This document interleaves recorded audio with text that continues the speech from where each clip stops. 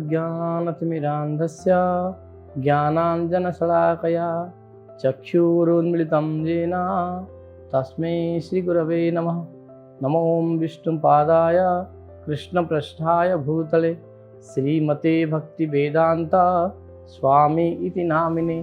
नमस्ते सारस्वते देवे गौरवाणी प्रचारिणे निर्विशेषशून्यवादी पाश्चात्यदेशतारिणे।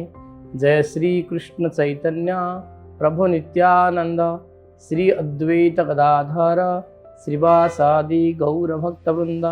हरे कृष्ण कृष्ण कृष्ण हरे हरे, हरे राम राम राम हरे हरे।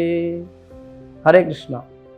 आज हम माने चर्चा करिबा अक्षय तृतीया चंद्र यात्रा विषय संक्षिप्त रूप में।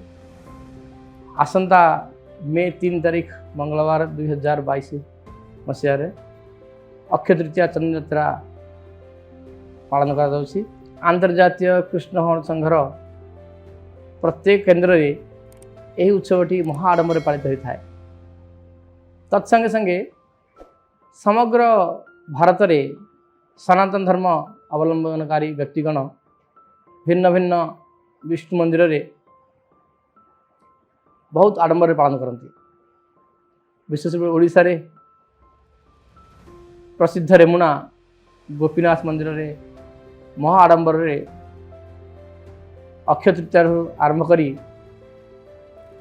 आसंता 21 दिन पर्यंत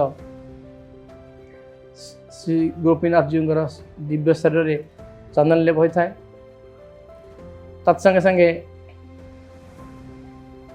पुरी धाम रे कृष्ण बलराम मदन मोहन इत्यादि उत्सव विग्रह को यही चंदन लेप कर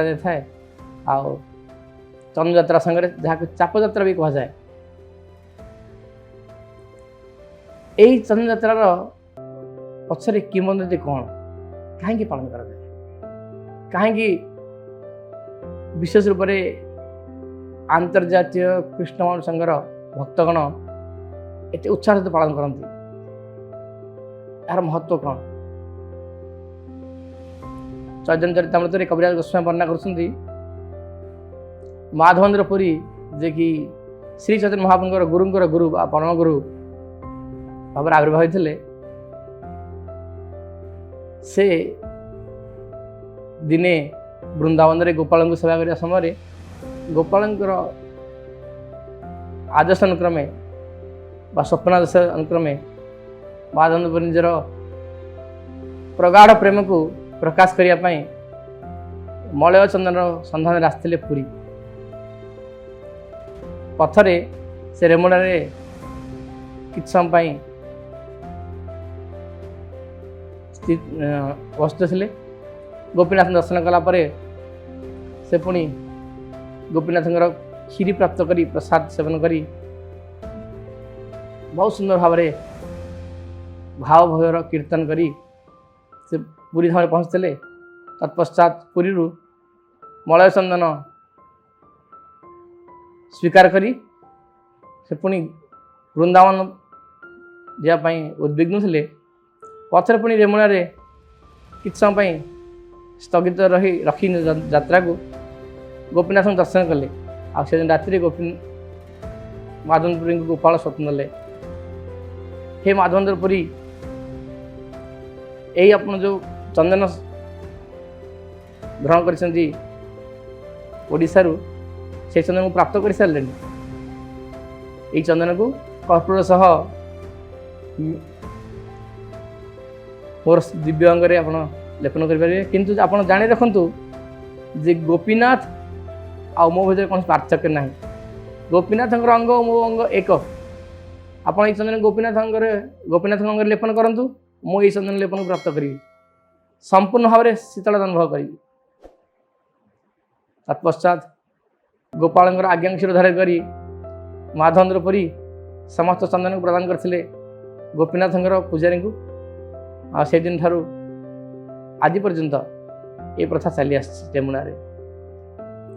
आंतर्जातीय कृष्ण संघर संस्थापक आचार्य श्री प्रभुपाद यही सुंदर लीला को समग्र विश्व प्रकाश कर समस्त आंतर्राज्य कृष्ण धर्म संघर केन्द्र माध्यम प्रति केन्द्र रे यही दिन श्री विग्रह को चंदन लेपन करा जाए।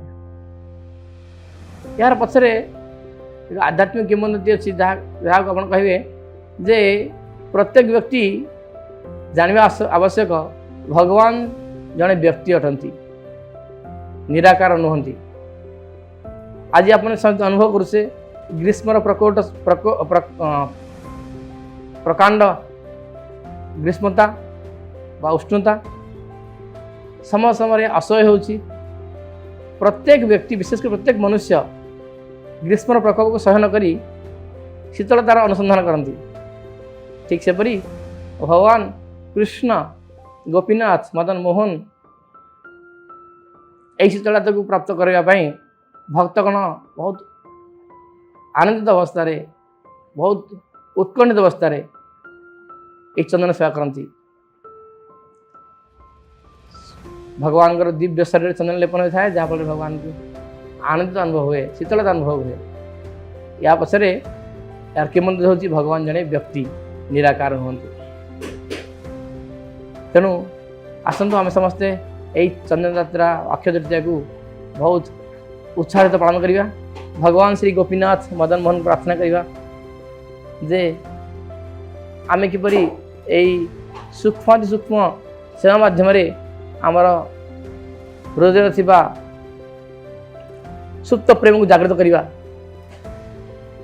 भगवान पवित्र हरिनाम को कीर्तन व जप माध्यम स्वीकार करी हरे कृष्ण कृष्ण कृष्ण हरे हरे हरे राम राम राम हरे हरे। शिल प्रभात कहती आमर प्रत्येक केन्द्र में जेकोसी उत्सव जेकोसी महोत्सव प्रारंभ हुए हरिनाम आओ समाप्त करा जाए हरिनाम। ठीक से चंदन यात्रा भी बहुत उत्साह सहकारे महा आडंबर हरिनाम सहित पालन कर। तत्संगे संगे आप जानते ये अक्षय तृतीय दिन जगन्नाथ रथयात्रार व्यवस्था रथ निर्माण कार्य आरंभ हुए। जगन्नाथ आज्ञामल नहीं रथयात्रा कार्य आरंभ करा जाए ये अक्षय तृतीय दिन।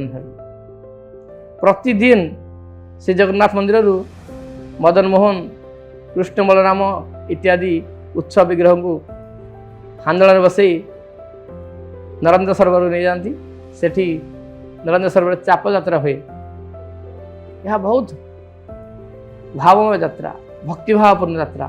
भक्त निजर भक्ति को भगवान को सेवा नियुक्त करने भगवान को सेवा नियुक्त देवाई ये उत्सव पालन करते।